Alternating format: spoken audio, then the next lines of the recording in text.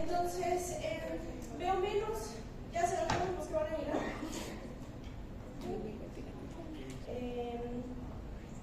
Vamos a terminar hipoacusias para que podamos hacer el papelito. Pues lo vamos a programar el lunes a primera hora. Entonces tráiganse el lunes todo su computadora, iPad o en su celular, bueno, desde donde puedan acceder a la E42 para responder el lunes. ¿Dudas hasta aquí? Terminamos hipoacusia súbita, ¿verdad? ¿La terminamos bien? Entonces vamos a seguir avanzando. ¿Quién quiere leer este caso? Masculino de 78 años que es traído por su hija porque ha notado que desde hace aproximadamente 3 años ha perdido audición de manera lenta y progresiva, que le tienen que hablar muy fuerte, cerca y de frente para que entienda. ¿Algo que quieran preguntar?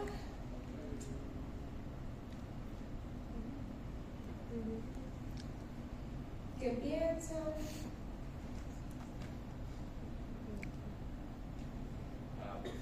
¿Se han perdido la situación en ambos lados o solo? Sí, de los dos lados. Así es bilateral.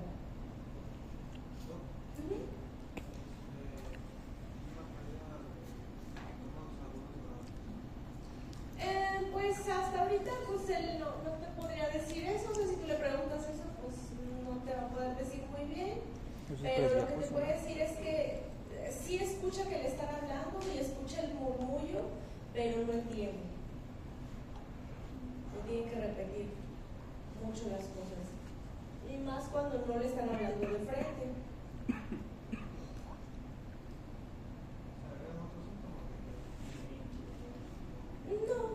No, el paciente no refiere a otra cosa.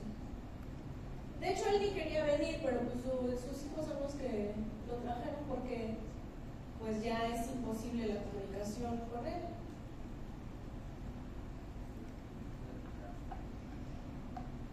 ¿Dudas, propuestas, diagnósticos?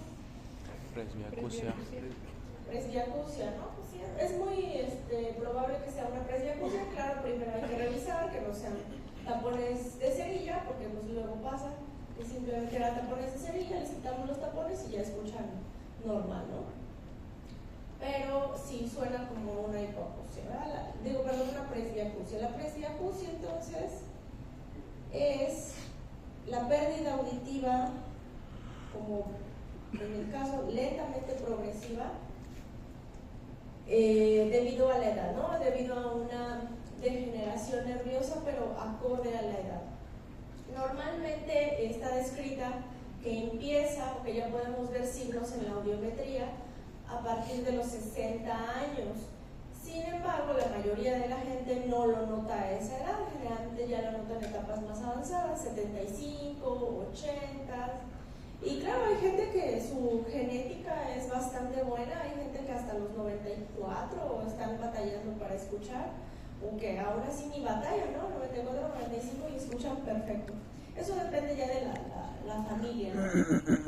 Hay gente que tiene presbiacusia a muy temprana edad, o sea, desde los 57, 58 años, ya están teniendo problemas, ¿no?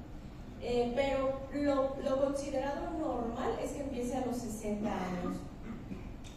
Bueno, que lo veamos ya en una audiometría, ¿no? Esa curva descendente en agudos. Sin embargo, ya como un impedimento a la comunicación, generalmente es hasta los 75, 80 años, ¿no? Como en el caso del señor que tenía 78 años. Entonces, es el envejecimiento del oído, ¿verdad? Por una alteración, una degeneración en la cóclea, ya sea nerviosa o sea vascular. No lo consideramos una enfermedad porque pues siempre se va a presentar, ¿verdad? En menor o mayor grado, pero siempre lo encontramos. Entonces, por eso no lo consideramos una enfermedad, porque es algo que acompaña al envejecimiento. Y pues, dependiendo de qué tan severa sea, puede producir cierta limitación a la comunicación social, ¿verdad? Además, este es un factor que, esto es algo que siempre vamos a presentar a cierta edad, pero claro, también se suma todo el daño al que se hayan expuesto en su vida de jóvenes, ¿verdad? Si tuvieron exposición a ruido, si tuvieron algún trauma craneoencefálico, ¿verdad? Alguna confusión laberíntica, si usaron medicamentos que dañaron al oído, como les decía, la predisposición genética, y algunas enfermedades crónico-degenerativas que afectan a la microcirculación, como la diabetes, la hipertensión, si tuvieron algún evento vascular cerebral, etcétera, ¿no?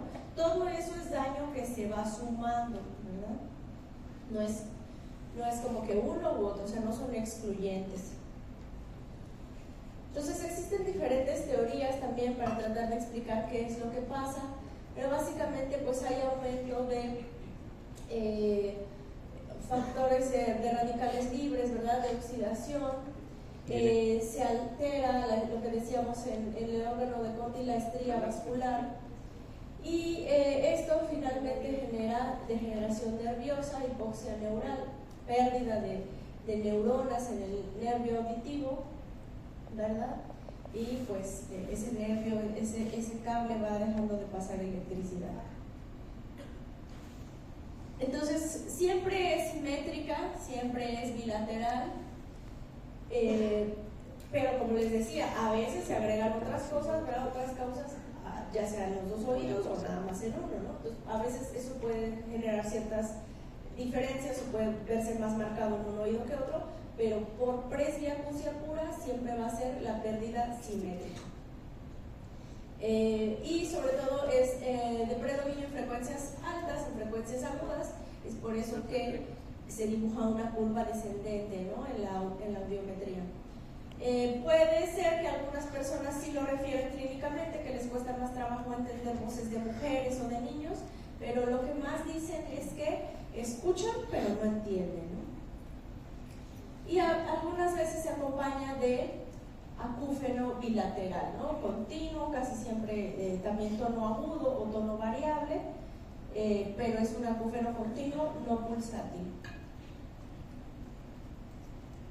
Entonces ya depende de qué tanto afecta, pues sin traducción clínica es cuando generalmente se pueden seguir comunicando sin mucho problema, pero ya le empiezan a subir más a la tele, ¿verdad?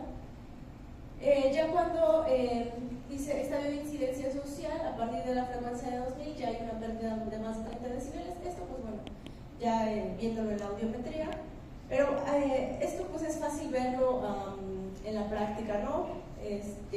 Si de plano es un paciente que ya ni siquiera, hay pacientes que ya ni siquiera entran a la consulta y ni siquiera están como desconectados del medio, no, ni te voltean a ver, ni te saludan, entre ellos, entre su familia no tienen interacción porque de plano ellos dicen, pues ya para qué si de todas maneras no entiendo nada, ¿no? Entonces se van aislando, es por eso que es importante tratarlo. Entonces, el diagnóstico de confirmación es una audiometría, la loboaudiometría y una timpanometría, pues nada más para descartar que no haya problemas también ahí de ventilación, de oído medio, pero generalmente pues eso lo detectan con la otoscopía, ¿no? Los diapasones siempre va a haber línea positivo bilateral y el umbral pues generalmente simétrico. Entonces vean, a los 65 años empieza, ¿verdad? Y ya a los 90 años pues es un poco más marcada, pero siempre ese patrón de siendo más acentuado en frecuencias agudas. A partir de la frecuencia de 1000 Hz en adelante se consideran agudos, ¿no? ¿Con qué otra cosa hacemos diagnóstico de diferencia? Pues bueno, con una hipoacusia súbita, aunque aquí la diferencia es el tiempo en el que se instaura, ¿verdad? La hipoacusia súbita por definición es de la noche a la mañana, sin ninguna causa evidente, en este caso es lentamente progresiva. La ototoxicidad también puede ser de inicio súbito, y la hipoacusia asimétrica, cuando sí hay una clara diferencia entre uno y otro oído, hay que descartar otras cosas, ¿no? Como un neurinoma del acústico, cuando es así de inicio lento y progresivo. ¿Qué vamos a hacer? Aquí básicamente no hay, es irreversible, ¿verdad? Esa pérdida, no hay medicamentos para recuperar la función que ya se perdió, pero existe la rehabilitación, ¿verdad? Por un auxiliar auditivo. Igual para la presbicia usamos lentes, pues también aquí vamos a usar aparatos auditivos, ¿verdad? Tratamiento médico específico como tal no hay, pero pudiéramos ayudar con ciertos antioxidantes como el ginkgo biloba, puede ayudar para disminuir la intensidad del acúfeno, ¿verdad?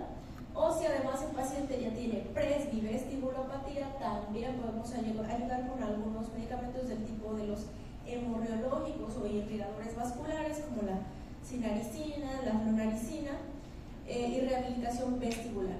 Entonces existe la presbiacusia, que es lo que estamos viendo ahorita, y existe la presbivestibulopatía, que es el envejecimiento también del sensor de movimiento que ocasiona mareo, desequilibrio, intolerancia al movimiento, ¿verdad? Es el típico paciente que ya no se puede parar rápido porque siente que se le mueve el piso, ¿no? Segundos, transitorio, ya después se equilibra y puede volver a andar. O que camina ya con inestabilidad, con inseguridad, con miedo a caerse, ¿verdad? Entonces en esos casos también dar este tipo de medicamentos ayuda. Son estos los que les decía. El Teonin, que es el ginkgo biloba, es la marca que el laboratorio que sí tiene registrado los estudios que comprueban o avalan su efectividad.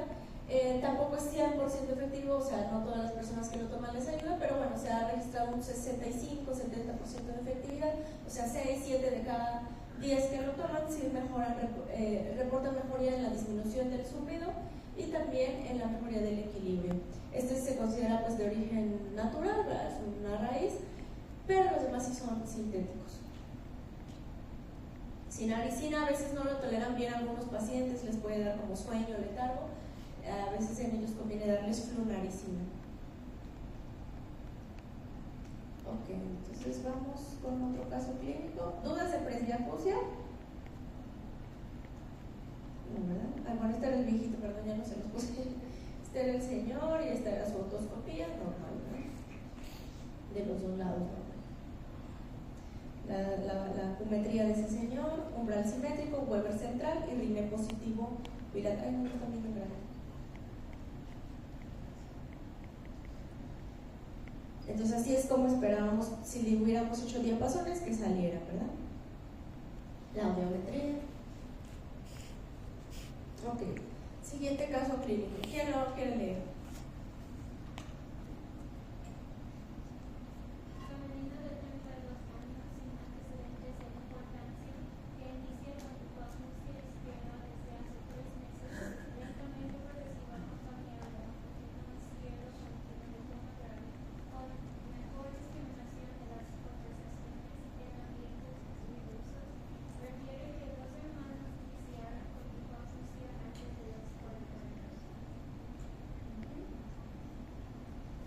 Entonces, mujer, aparentemente joven, de 32 años, hace 3 meses nota que ya no escucha muy bien del lado izquierdo, fue poco a poco, pero también empezó a percibir un acúfeno de ese lado, de tono grave.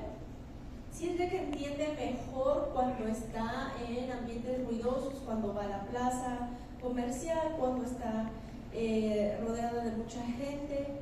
Siente que ahí, cuando le hablan, de alguna manera entiende mejor.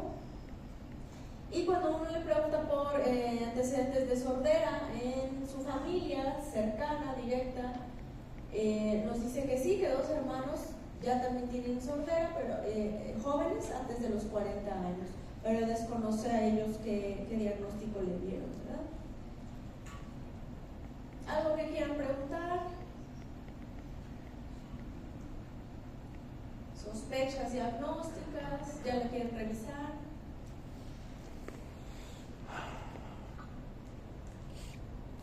¿No? ¿Preguntas, no? Ok, ¿ya lo revisamos? ¿Sí? Pues sí, ¿no? Este es su oído izquierdo. ¿Qué ven?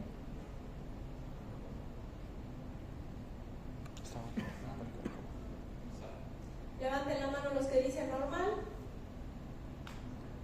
Bien arriba, bien arriba, bien arriba. Bien arriba. No, yo creo que no. A ver. ¿Cómo te llamas? Juan. Juan, ¿por qué crees que no es normal? No sé, se ve un poco inflamada, o sea, como abombada. ¿Tú lo ves abombado? Un poquito. Y aparte se ve con un bordecito acá abajo, redondo. A ver, enséñalo, ¿no? ¿Con pasa, mira? ¿Con cuál se pone? Al revés. Aquí está, aquí. Ese bordecito se llama ligamento anular. Eso blanco que ves es el ligamento a través del cual se inserta la membrana timpánica en el hueso timpanal, ¿verdad? Que forma parte del hueso temporal. Eso es normal. Ese anillo blanco, luminoso, bueno, se ilumina cuando ponemos la luz del otoscopio, ¿verdad? Pero ese anillo blanquecino es el ligamento de cómo se inserta la membrana en el hueso. Eso es normal. Ah, ok.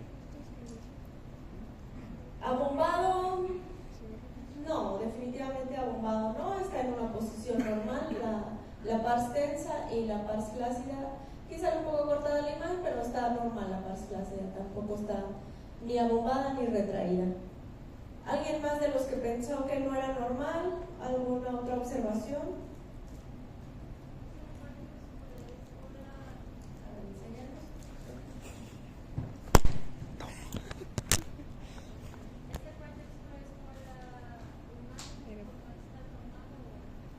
Ok, muy bien, buena observación. Esa parte oscura, sí está iluminado, mira, aquí está el reflejo luminoso, ¿verdad? De cuando uno pone el otoscopio, está bien en el cuadrante antero-inferior.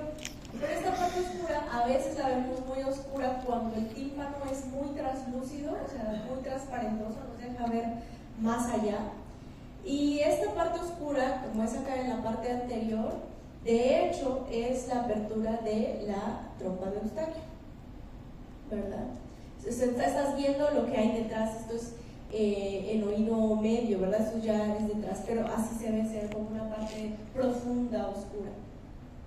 En la parte más anterior, a veces es anterior y superior, a veces anterior y inferior, pero esta es apertura de trompa de Eustaquio. Si tú la vieras aquí, sería ventana redonda en la parte posterior, ¿verdad?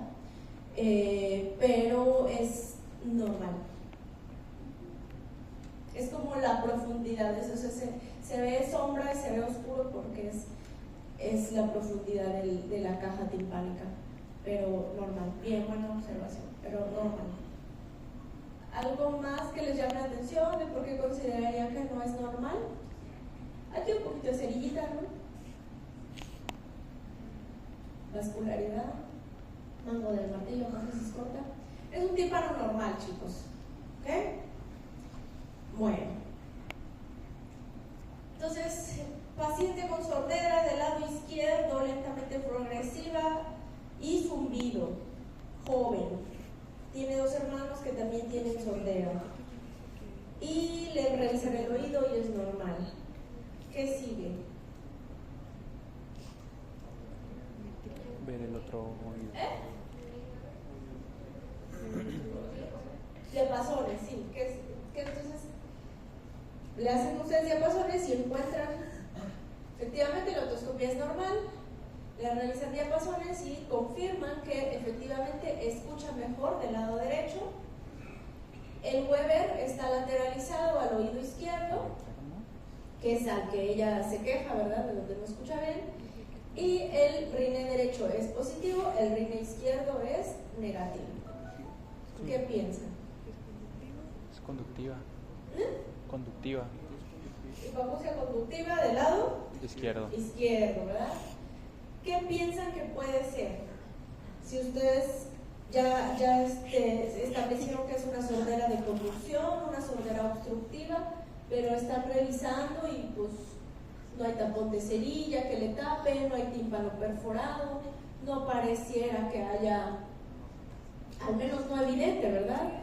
Moco detrás del tímpano, pero bueno, para eso tendríamos a lo mejor que corroborarlo con una timpanometría, ¿verdad?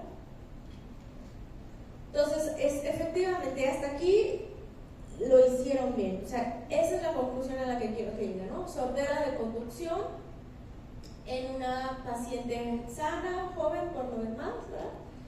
Entonces, ¿qué sigue? Pues vamos a diagnosticarla. Le hacen una audiometría, le piden una audiometría y sale esto. ¿Qué piensan? ¿Quién dice yo?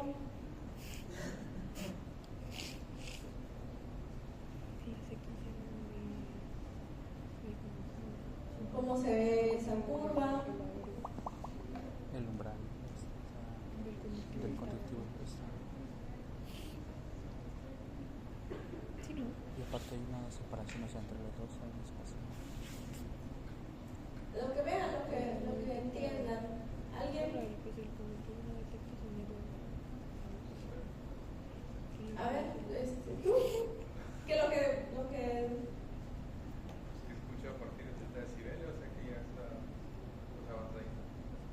Ajá, exacto, el umbral anda aquí, ¿no? En 60 decibeles más o menos, o sea, sería una sordera 20-40 leve, 40-60 moderada, ¿no? De moderada, pues sí, póngale moderada severa, pero moderada. Muy bien, ese es el umbral, es el nivel. ¿Qué tipo de sordera, de curva se dibujó aquí? Puramente conductiva, puramente sensorial, mixta, ¿qué piensas? No es conductiva, ¿no? Puramente conductiva. ¿Puramente conductiva? Sí, en realidad sí. Si ustedes marcaran aquí una línea, ¿verdad? Que es el umbral que consideramos normal de audición a los 20 decibeles, veríamos que solamente el corchete de 500 Hz y el corchete de 2000 Hz quedan debajo de esa línea, ¿verdad? Pero en realidad todo el resto de la vía ósea de los corchetes quedan por arriba. Entonces, sí podemos decir que es puramente conductiva. Sin embargo, en esta enfermedad típicamente existe esto que se llama muesca de Cajard. La muesca de Cajard es una pérdida o una caída solamente de la vía ósea en la frecuencia de 2000 Hz. Eso es un fenómeno por la propia enfermedad que se traduce aquí en la audiometría y es muy típico solamente de esta enfermedad. Pero en realidad sí es una sordera puramente conductiva y vean, es bastante conductivo, o sea, la diferencia, el gap que hay entre la vía ósea y la vía aérea, pues es bastante amplio, es de más de 30 decibeles, incluso aquí hasta de 50 decibeles, ¿no?, de diferencia. Entonces es un gap bastante amplio.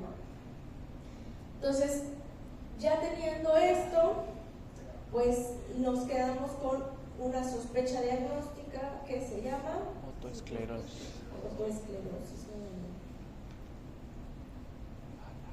Igual no con una audiometría nos casamos con el diagnóstico, siempre hay que sugerir al paciente que de perdido una vez al año o cada 6 meses se haga una audiometría para ver si la enfermedad sigue estando estable, para ver si solamente se queda con un oído o si se manifiesta después con el otro oído y ya eventualmente programarle algún tratamiento ya más definitivo, ya sea cirugía o ya sea rehabilitación con aparato auditivo, pero ese es el diagnóstico con el que nos quedamos, pero no nos casamos con él, ¿verdad? Siempre hay que explicarle al paciente que es importante seguirlo vigilando porque puede cambiar, ¿no?, el diagnóstico.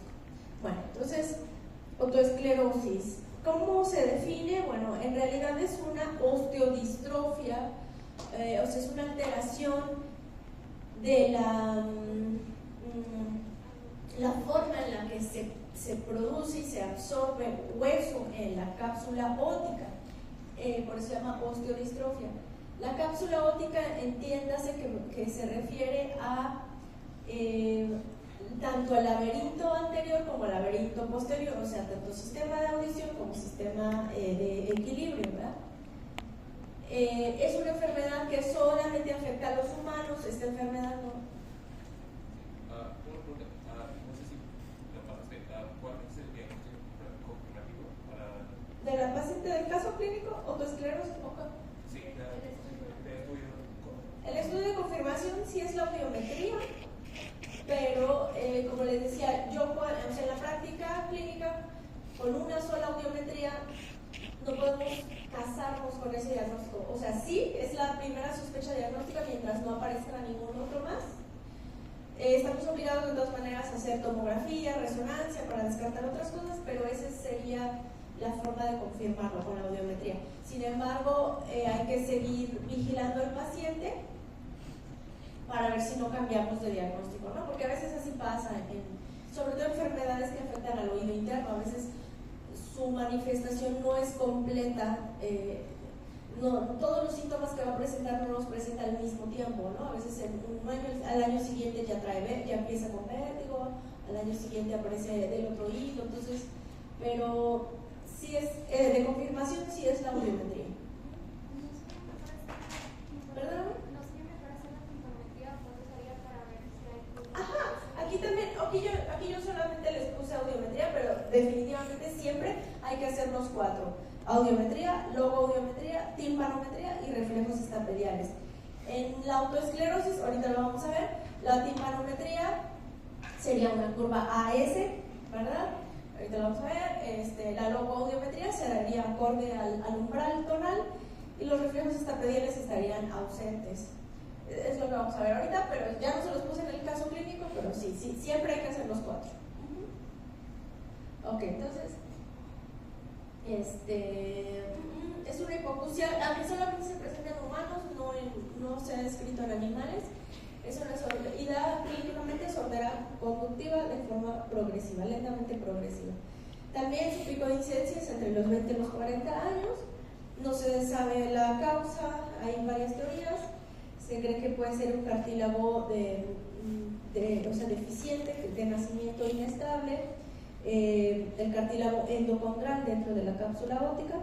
Se cree que pueden formarse anticuerpos contra ese mismo colágeno, o sea que sería una etiología autoinmune, o que también de un origen por un desbalance hormonal, infección por virus del sarampión, porque a veces en estudios post-mortem se ha visto RNA de sarampión en la cápsula óptica o en muestras de pacientes que tenían esa enfermedad, ¿verdad? Pero pues estas son teorías, todavía no hay una etiología 100% definida, ¿verdad? Entonces, es más común en raza blanca, es más común en mujeres, proporción de 2 a 1. Hasta el 85% de los casos llega a ser bilateral, por eso les decía, a veces empieza nada más un oído y al año, a los 5 años, empieza a manifestarse enfermedad en el otro oído. Acuérdense que son oídos independientes.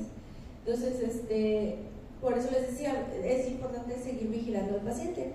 Hasta el 60%, si uno pregunta intencionadamente, si tienen historia familiar, como la señora del caso clínico, tenía 2 hermanos que también ya tenían sordera de jóvenes.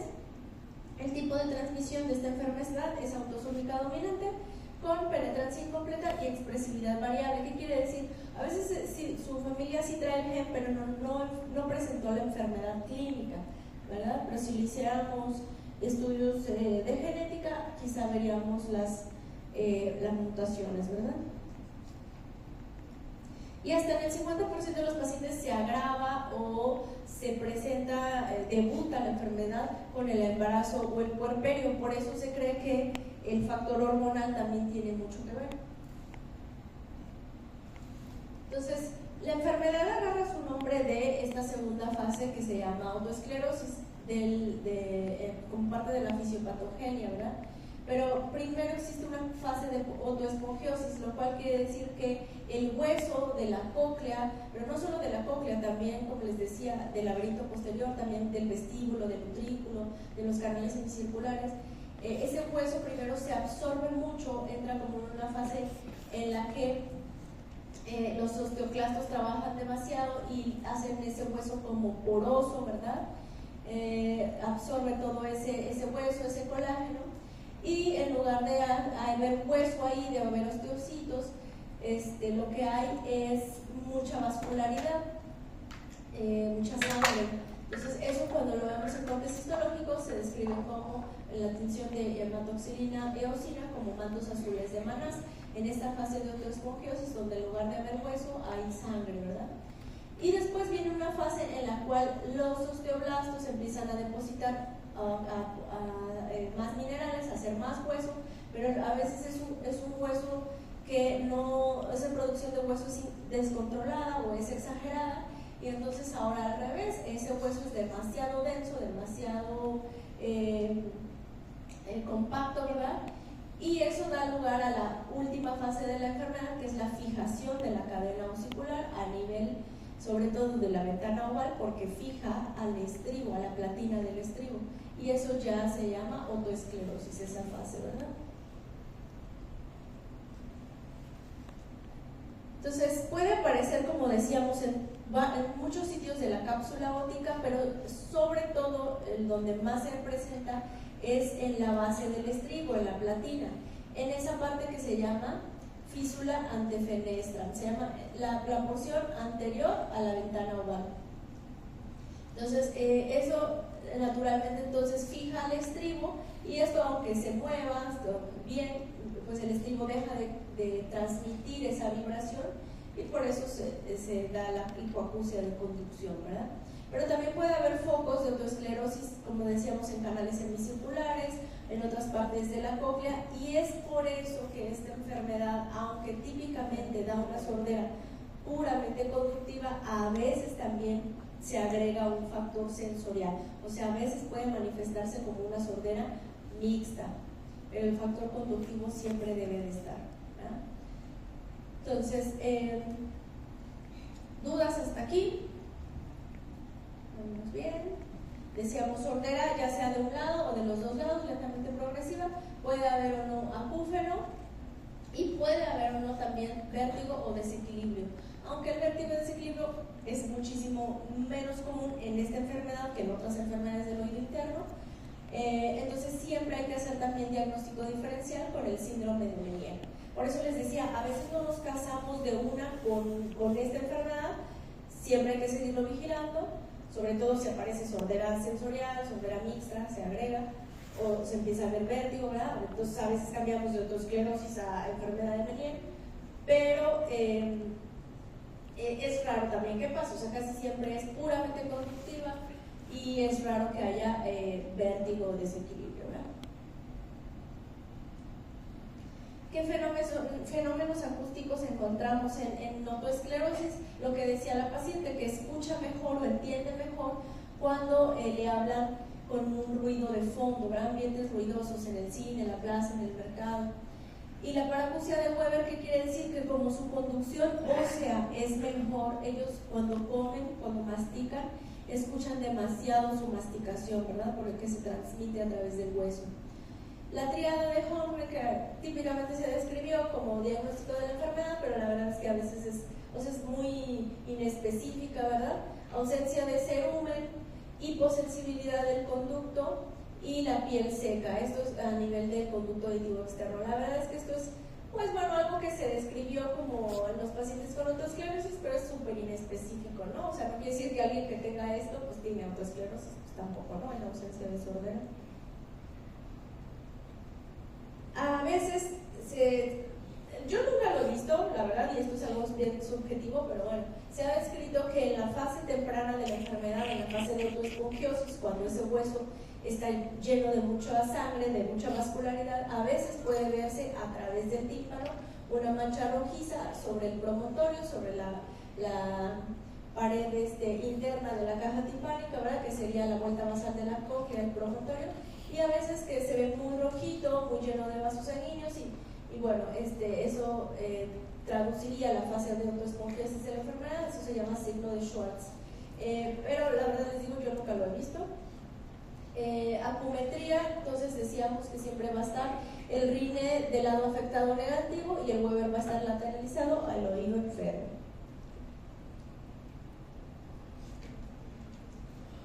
Yo creo que aquí le vamos a dejar, chicos. Entonces yo creo que mejor programamos a las 8 de la mañana el papelito el lunes, y para terminar esto, terminar de ver otoesclerosis, ototóxicos, de todas maneras denle una leída.